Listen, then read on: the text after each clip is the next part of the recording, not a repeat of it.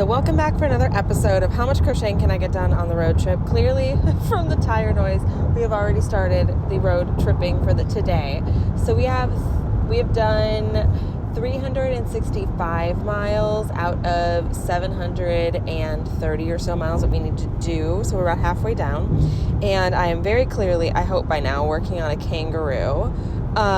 So I finished the pouch yesterday and I finished working up like the shoulders. So now I'm going to start to work up the neck and then also the head. So pretty soon we'll start to see a cute face develop and it won't look so much like a plucked chicken. I promise. The plucked chicken effect will go away.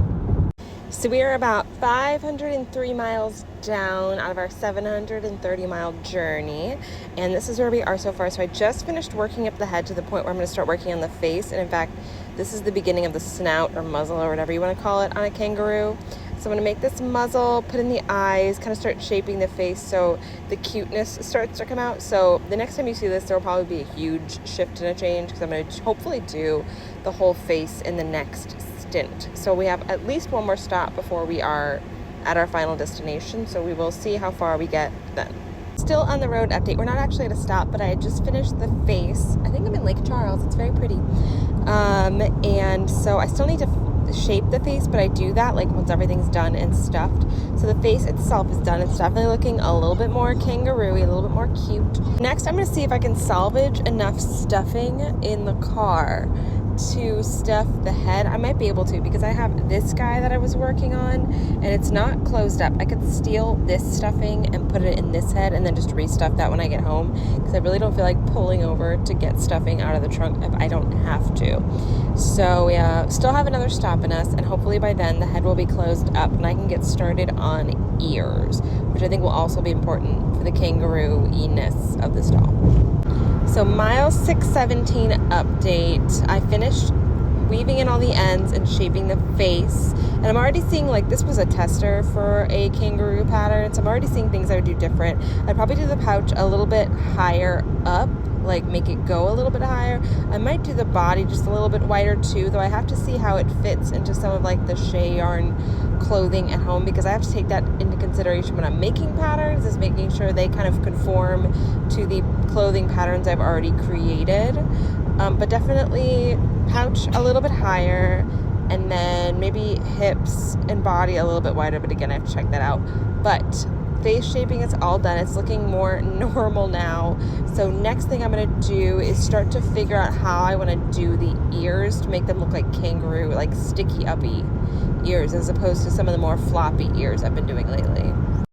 So we're at about 347-ish miles of a 730 mile journey. That was hopefully our last like proper stop, fingers crossed, but you know, life finds a way. And I'm working on the ears right now. So the head's all closed up and I have the outer ear finished. So it'll be like that. And right now I am working on inner ear. So that'll be like the proper like pink bit inside. And I should be able to sew those up and on before we get there and maybe get a good start on the tail, though it's probably going to have to be a pretty big tail because that's what kangaroos have. I will say, if you're working on a kangaroo, they come with their own scissors pouch, which is a lovely bonus that I didn't realize until a few minutes ago. So, you know, you got to find the little things when you're working on weird projects. So there are the ears on. We are at 702 miles-ish, so about 28 miles to go. And the last thing I need to do for this is create a tail. So let's see how much tail I can make in 28 miles. I don't think I'll be able to finish it, but I should be able to at least get it started. It's technically the next day, but I have not touched this project since I got out of the car, so we're going to count this as how I left it off.